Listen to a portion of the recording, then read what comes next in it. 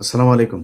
প্রিয় দর্শক, আমরা আজকে পয়লা বৈশাখের যেই ইতিহাস এবং এই পয়লা বৈশাখের মাধ্যমে আমাদের বাংলাদেশের মানুষকে ভারতীয় যে সংস্কৃতির আগ্রাসন, উগ্র হিন্দুত্ববাদীদের যেই বাংলাদেশের উপরে যে নিয়ন্ত্রণ, যেসব সংস্কৃতি, রাজনীতি, অর্থনীতি নানানভাবে তারা আমাদের উপরে যেসব আগ্রাসন চালিয়েছে তার মধ্যে অন্যতম হচ্ছে এই পয়লা বৈশাখ।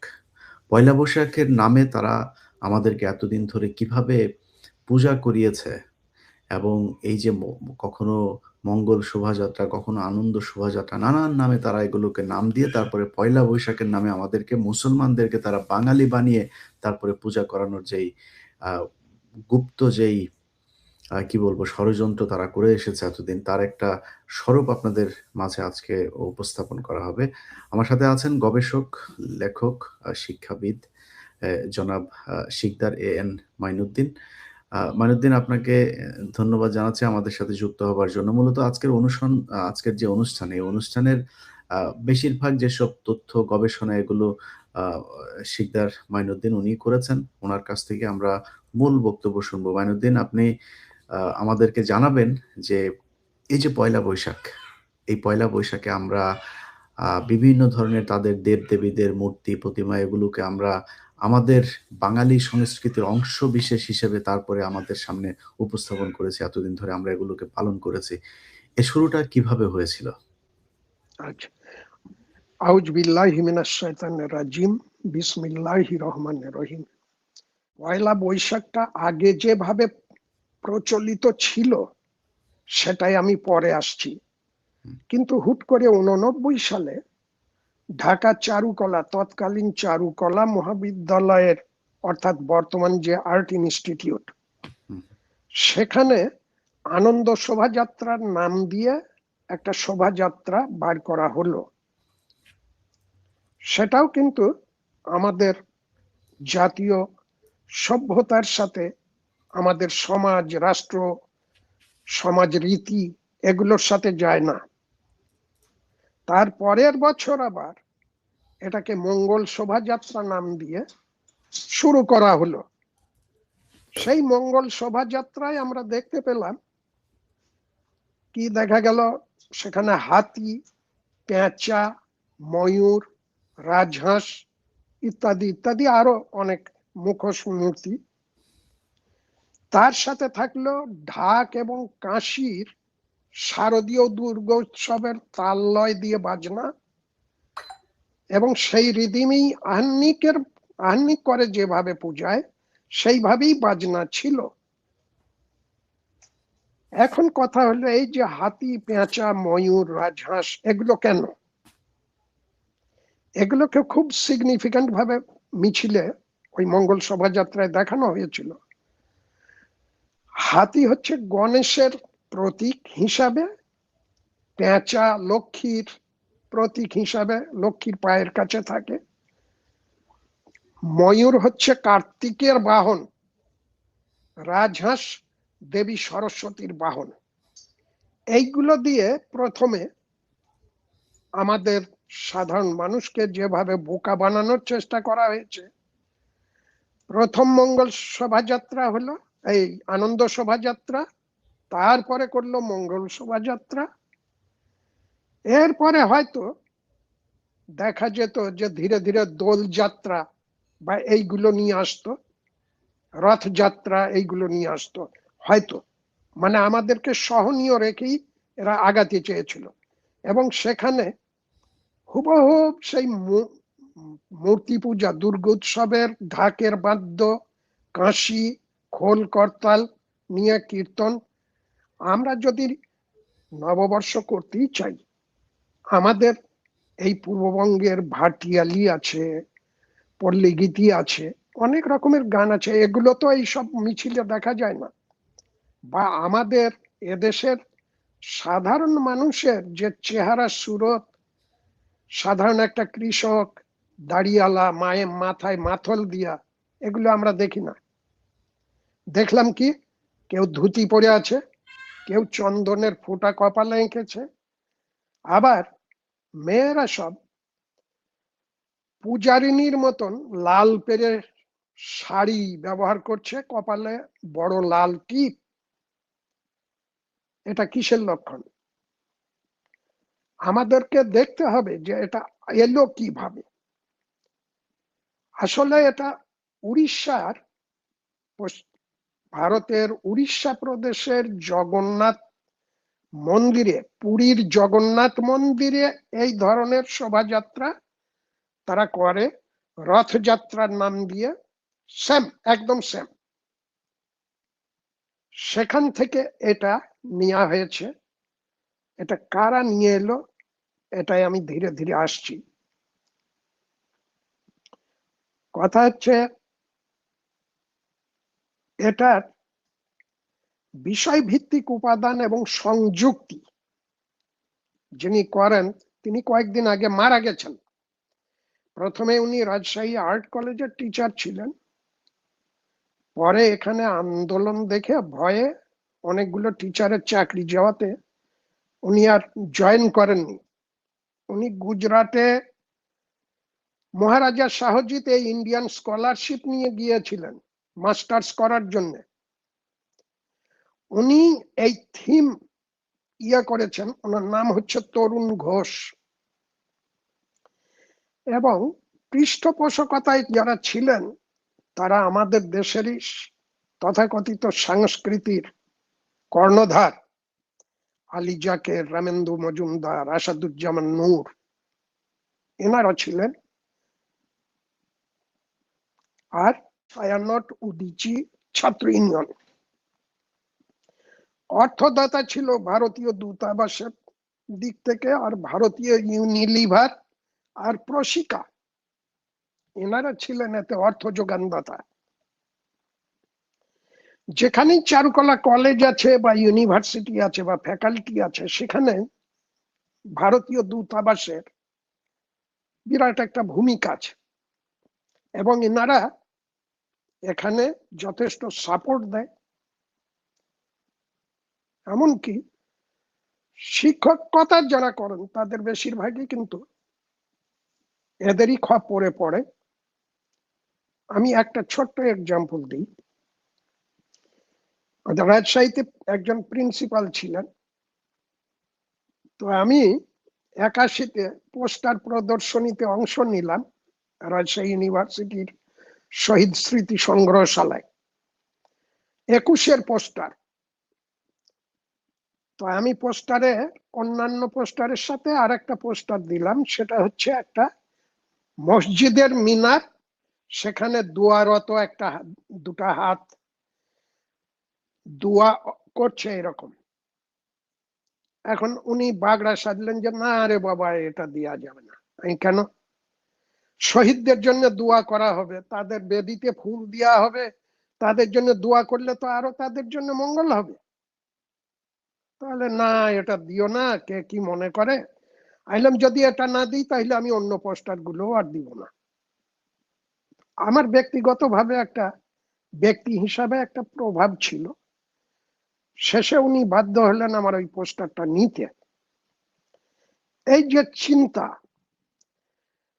তারা বলবেন যে শিল্পকলা ধর্ম নিরপেক্ষ হবে, মুখে বলবেন, কিন্তু ইসলাম বা আমাদের ধর্ম যদি এগিয়ে আসে শিল্পকলাকে প্রমোট করতে, ওনারা তখন ওই ধর্ম নিরপেক্ষ হয়ে গেলেন, কিন্তু ইন্ডিয়ান মিথ তারা সর্বত্র কায়েম করতে চায়। এখন কথা হচ্ছে এই যে মঙ্গল শোভাযাত্রা, ঢাক ঢোল হিন্দু রীতিতে বাজিয়ে হিন্দু দেবদেবীদের মূর্তি গুলোকে প্রতীকী হিসাবে ব্যবহার করে, এরকম কি ছিল 90-এর দশকের আগে? তা তো ছিল না। কি ছিল? ছিল সারা দেশে ব্যবসায়ী সম্প্রদায় বেশি করে এটাকে উদযাপন করতেন। কেন করতেন? তার কারণ হচ্ছে সম্রাট আকবর তার যে জ্যোতির্বিদ আমির ফতেউল্লাহ সিরাজি, তাকে দিয়ে এই খাজনা আদায়ের জন্য একটা নতুন বর্ষপঞ্জি তৈরি করালেন। আকবর সিংহাসনে বসেন 1500 1956 সালে। আর উনি এই পদক্ষেপটা নেন 1584 সালে। কিন্তু আকবরের ওই বছর গণনা শুরু করেন ওনার সিংহাসনে আরোহণ থেকে, এবং এটা হিজরি সনের রীতিতে এটা করা হয়েছিল। আচ্ছা, আমরা পয়লা বৈশাখ ছোট থেকে যেটা দেখেছি, সারা দেশে ব্যবসায়ী সম্প্রদায় তাদের দোকানপাট সাজাতো আম পাতা দিয়ে, সুতলি দড়ি দিয়ে, আর নিমন্ত্রণ পত্র লিখতো। হিন্দু ব্যবসায়ী এক ভাষা, মুসলমান ব্যবসায়ী এক ভাষা, এটা ছিল সারা বাংলার কালচার। সেই পত্রের উপরে মুসলমান লিখতো ইলাহি ভরসা, লাল কার্ড, ইলাহি ভরসা, দাওয়াত দিলাম, আরজ গুজার, এইসব শব্দ দিয়ে মানে দাওয়াত দিত। আর হিন্দু ব্যবসায়ীর পত্র উপরে লেখা থাকতো শ্রী শ্রী গণেশায় নম সহায়, এবং ওনারা নিমন্ত্রণ শব্দ ব্যবহার করতেন, ইত্যাদি ইত্যাদি। সেই সময়ে বাঙালি মুসলমান যারা, তাদের অবস্থাটা কি? পূর্ববঙ্গের ময়মনসিংহের জমিদার নন্দন, উচ্চশিক্ষিত নীরজচন্দ্র চৌধুরী, এ অটোবায়োগ্রাফি অফ অ্যান আননোন ইন্ডিয়ানে বলছেন যে আমরা মুসলমানদেরকে মানুষ ভাবতাম না, গৃহপালিত পশু ভাবতাম। কত ভয়ঙ্কর ব্যাপার! সেই মুসলমানরাই কিন্তু বাংলা ভাষাটাকে ডেভেলপ করেছিল, বাংলা সভ্যতাটাকে উন্নয়ন করেছিল, মানবিক করেছিল। তারপরেও আজ পর্যন্ত রেহাই পায়নি তাদের যারা দালাল শ্রেণী আছে আমাদের মধ্যে, তাদের হাত থেকে। যে কারণে রবীন্দ্রনাথ জানে না যে পয়লা বৈশাখ বা বৈশাখ বাংলার মানুষদের জন্য কত ভয়াবহ। যেমন খরা, তেমনি বৈশাখী ঝড়ে ঘর বাড়ি উড়ে যায়, ফসল ধ্বংস হয়ে যায়। সেখানে উনি ওই তাণ্ডব কিন্তু উপলব্ধি করেননি এদেশের কৃষকদের জন্য। যে কারণে উনি মনের সুখে বলতে পারেন, এসো হে বৈশাখ, এসো এসো। কিন্তু আমাদের গরিব কৃষকদের জন্য যেটা দরকার, সেটা হচ্ছে, আব্বাসউদ্দিন গান গেয়েছেন, কই এই গানগুলো তো গাওয়া হয় না এইসব মিছিলে, এইসব শোভাযাত্রায়। আল্লাহ মেঘ দে, পানি দে, ছায়া দে রে তুই আল্লাহ, এই যে বিখ্যাত গান, এগুলো গাওয়া হয় না। এই যে উড়িষ্যার পুরী শহরের জগন্নাথ মন্দির, মন্দিরের যে রথযাত্রা, এই মঙ্গল শোভাযাত্রার মানে ওই রথযাত্রাটাই কার্বন কপি, এই মঙ্গল শোভাযাত্রা। এটা উনি প্রমোট করেছিলেন, তরুণ ঘোষ। হ্যাঁ,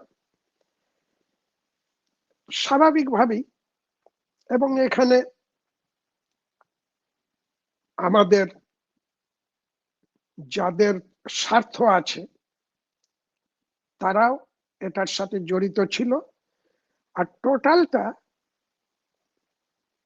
প্রডিউস করিয়েছে ইন্ডিয়ান হাই কমিশন। এই হচ্ছে ব্যাপার। আপনি দেখবেন ওই জগন্নাথ দেবের যে রথযাত্রা, ওই রথযাত্রার উপসঙ্গগুলো প্রায় সবগুলোই আছে মঙ্গল শোভাযাত্রায়। কথা হচ্ছে, কোনো মঙ্গল শোভাযাত্রা না, কোনো আনন্দ শোভাযাত্রাও আমরা চাই না। এখন কথা হচ্ছে, সংস্কৃতি এমন একটা জিনিস যেটা একটা জাতির মনন, একটা জাতির চরিত্র, এগুলো সব ধ্বংস করে দিতে পারে। আমরা যে সুন্দর একটা ব্যবস্থা পেয়েছি ইসলামের কাছ থেকে, এর থেকে উন্নত আর কিছু আছে? এই মানে পয়লা বৈশাখ এসে সমস্ত কালিমা মলিনতা দূর করে দিবে, এই যে কথাগুলো, আরে আমাদের লা ইলাহা ইল্লাল্লাহু মুহাম্মাদুর রাসূলুল্লাহ, এটাতেই তো সমস্ত কালিমা দূর হয়ে যায়, সমস্ত মলিনতা দূর হয়ে যায়। আমাদের ওইসব নোংরামিতে যেতে হবে কেন?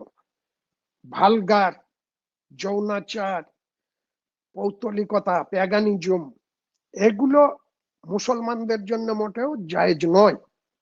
এটা আমি চারুকলার ছাত্রদেরকে বলবো যে তোমরা লেখাপড়া করো, তোমাদের জাতিসত্তাকে চিনতে হবে, এবং তাদের পিতামাতাকেও বলবো, এবং যারা শিক্ষক আছেন, যে আপনারা এইসব নষ্টামি ছাড়েন, দিয়ে একটা সুশীল, সুশ্রী, সুন্দর একটা সংস্কৃতি উপহার দেওয়ার চেষ্টা করেন জাতিকে।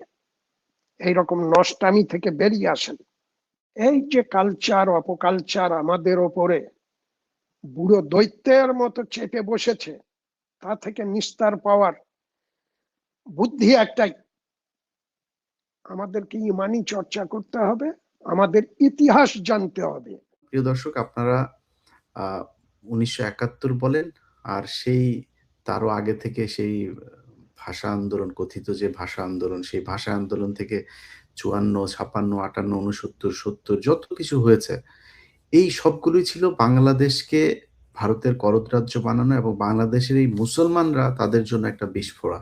এইটাকে তারা যেভাবেই হোক নিয়ন্ত্রণ করতে চায়। আমাদেরকে নিয়ন্ত্রণ করতে পারলে তাদের এই বাংলাদেশটা মূলত তারা যে ৭১ এ যেই চিন্তা ভাবনা নিয়ে তারা স্বাধীন করেছিল, সেই পুরো পূর্ণতা পাবে সেই ঘটনাটা। যে কারণেই তারা চেয়েছে যে আমাদেরকে ৭১ এর পরে নানানভাবে সাংস্কৃতিকভাবে, অর্থনৈতিকভাবে, রাজনৈতিকভাবে নানান দিক থেকে তারা আমাদেরকে চেপে ধরেছে এবং তারই ধারাবাহিকতায় আজকে আমরা যে পয়লা বৈশাখ করছি, এই পয়লা বৈশাখের মতো আজকে এই শিকদার মঈনুদ্দিন উনি কিছু নাম বলেছেন যে উদীচী, ছায়ানট, প্রশিকা, তারপরে সিপিবি, ছাত্র ইউনিয়ন, এই যে নামগুলো, এরা হচ্ছে গিয়ে ইন্দিরা কালচারাল সেন্টার আছে। এই যে যারা যেখানে দেখবেন যে ভারতীয় দূতাবাসের লোকজন বেশি যায়, 'প্রথম আলো' যেটা নিয়ে মনে করেন যেসব সংগঠন নিয়ে খুব বেশি যাদেরকে আপহোল্ড করার চেষ্টা করে, এদের মনে করবেন যে এরা ভারত থেকেই করে। নানান নামে, নানানভাবে, নানান শেপে আমাদের মাঝখানে তাদেরকে ঢুকানো হয় এবং তাদের মূল উদ্দেশ্য একটাই। সেটা হচ্ছে যে ভারতীয় হিন্দুত্ববাদকে আমাদের সংস্কৃতি বলে তারপরে আমাদের ভেতরে ঢুকিয়ে দেয়া। এই কারণেই এই পয়লা বৈশাখকে তারা মঙ্গল শোভাযাত্রার নামে, এই শোভাযাত্রা মানে শুনলেই বোঝা যায় যে রথযাত্রা, শোভাযাত্রা, হ্যাঁ? সো তারা শুরু করেছে এইভাবে। এবং এই মঙ্গল শোভাযাত্রাকে ডক্টর ইউনূসের সময় যে কটা ভালো কাজ হয়েছে তার মধ্যে এটা একটা, সেটা যদিও সরকারের কোনো অবদান নাই। এখানে ডাকসু সহ যারা ছাত্রদল, ছাত্র শিবিরের যারা আছে, তারা হচ্ছে গিয়ে ভারত বিরোধী যেই লোকগুলো আছে, তারাই এটাকে মঙ্গল শোভাযাত্রা নামে পালন করতে চায় নাই। এবং সেখানে আমাদেরও ছোটখাটো কিছু অবদান আছে। আমি বলেন, পিনাকি ভট্টাচার্য বলেন, পিনাকি দাদাও এটার উপরে বেশ কয়েকটা ভিডিও করেছে। বাংলাদেশের মানুষকে বোঝানোর চেষ্টা করেছে যে এটা কেন পালন করা যাবে না। তো তারা তখন এটাকে আবার আনন্দ শোভাযাত্রা নামে পালন করল। এবার নিতাই রায় চৌধুরী বিএনপির ক্ষমতায় আসার পর তিনি মন্ত্রী হয়ে আবার ফের তিনি বললেন এটা মঙ্গল শোভাযাত্রা নামেই হবে।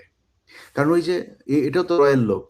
একে ভারত সে একইভাবে একই দিয়েছে যে না আমাদের এতদিনের ইনভেস্টমেন্ট, কিন্তু প্রচুর টাকা খরচ। আপনি একটু চিন্তা করেন যে ওদের ফকিন্নিদের বিড়ি খাওয়ার টাকা নাই।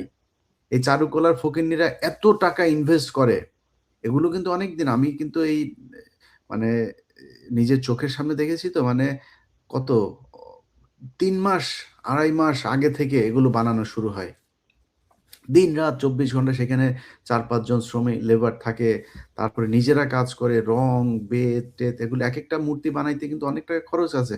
এই টাকা কে দেয়? এই টাকা সব ইন্ডিয়ান হাই কমিশন দেয়। এরা এটার পেছনে যে এই যে এত বছর ধরে দশকের পর দশক ধরে ইনভেস্টমেন্ট করে এসেছে, সেটা তো পুরোটা লস হয়ে গেল তাদের এটা বাদ হইলে। সো ঢাকা বিশ্ববিদ্যালয়ের যারা এখন শিক্ষার্থী আছেন এবং সারা বাংলাদেশের মানুষ, ঢাকাবাসী বিশেষ করে যারা এই মঙ্গল শোভাযাত্রার নামে পূজায় অংশগ্রহণ করেন, আপনাদের কাছে একটা জিনিস অনুরোধ থাকবে যে আপনারা আনন্দ করেন। ইসলামও আপনাকে আনন্দ করার জন্য অনেক ওকেশন দিয়েছে যেগুলোতে আপনি আনন্দ করতে পারবেন। আমাদের ২ টা ঈদ আছে। আপনি আরো অনেক কিছু করতে পারেন। ঈদে মিলাদুন্নবীর কথা বলা হয় এরকম। এখন যদি নাকি আপনি করেন, আমার দেশের এই যে উনি বললেন যে আমার ঐতিহ্য কি? মানে আমি কি সকালবেলা ঘুম থেকে উঠে কি আমরা ছায়ানটের রবীন্দ্রনাথের গান শুনে এসো হে এটা এটা আমাদের দেশে জীবনে কোনোদিন আপনি বলেন, আপনি একজন আমি একটা গ্রামের ছেলে। আপনি একজন গ্রামের মানুষ কোনোদিন শুনেছেন এসো হে বৈশাখের গান কারোর মুখে কোনোদিন শুনতে? আরে ভাই কৃষক কি গান গায়? এই কৃষক গায় হইলো লালন গীতি, কৃষক গায় হইলো গিয়া আব্বাস উদ্দিনের গান, আব্দুল আলিমের গান, তারপরে বাউল আব্দুল করিমের গান। এটা হচ্ছে আমাদের। আমরা ঢোল বাজাই। আমাদের ঢোল বাজানোর একটা ইয়ে আছে। কিন্তু ওদের ঢোল, তারপরে ওই যে কি বলে শাঁখারি-টাকারি কি যেন ওরা ঢাক, ঢাক, কাশি। ঢাক, কাশি এই যে এই জিনিসগুলো যে ওরা বাজায়, এটা ওদের ওদের মূর্তির মানে এই ইন্সট্রুমেন্টের ভেতরেও কিন্তু পার্থক্য আছে। আমাদের অবশ্যই। ঢোল নাই, আমাদের ঢুলি নাই। ওরা ওদের ওই যে একদম আপনি ওদের ইয়ে দেখবেন যেটা বললেন মাইনুদ্দিন ভাই যে আপনি যদি ওই ওদের রথযাত্রার সেই ইয়ে যদি দেখেন, আপনার মিউজিকটা যদি দেখেন, ধরনটা যদি দেখেন, মূর্তিগুলো যদি দেখেন, পোশাক সবকিছু একদম আমাদের পয়লা বৈশাখের এটার সাথে মিলে যাবে। সো শুরুটা ওরা করেছে আমাদেরকে এই পয়লা বৈশাখের নামে মঙ্গল শোভাযাত্রা করেছে। বিএনপি আমি গত সপ্তাহে এটা নিয়ে একটা অনুষ্ঠান করেছিলাম।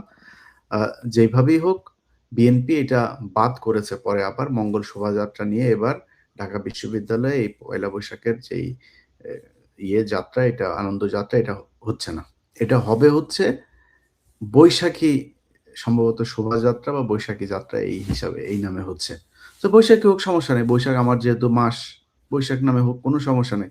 বাট ডাকসু, ঢাকা বিশ্ববিদ্যালয়ের শিক্ষার্থী, ছাত্রদল, ছাত্র শিবির যারা বাংলাদেশকে ভালোবাসেন, যারা ভারতের আগ্রাসন বিরোধী আপনাদের কাছে অনুরোধ থাকবে, আপনারা এনশিওর করবেন এই যে মূর্তিগুলো পেঁচা, তারপরে রাজহাঁস, তারপরে হাতি, তারপরে তাদের যেসব বাহনগুলো তারা ব্যবহার করে তাদের এ মানে মূর্তি পূজায় যারা যেই জিনিসগুলো ব্যবহৃত হয় এগুলো যেন না থাকে।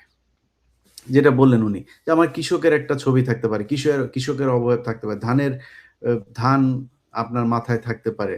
একজন নারী কুলা হাতে নিয়ে তারপরে এই যে ছোটবেলায় দেখতাম ধান করতো সেটা থাকতে পারে। কৃষকের মাথায় মাথল থাকে সেটা থাকতে পারে।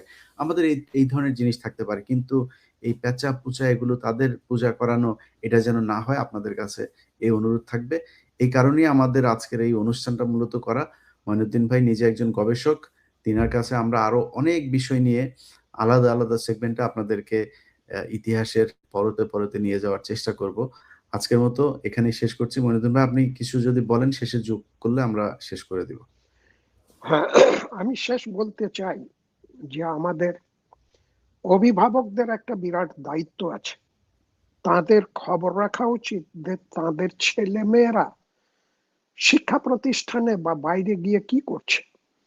এ ব্যাপারে তারা যদি সতর্ক না হন তাহলে তাদেরই মুখে চুনকালি পড়বে, আর আমাদের দেশীয় সভ্যতা সংস্কৃতি সব ধ্বংস হয়ে যাবে।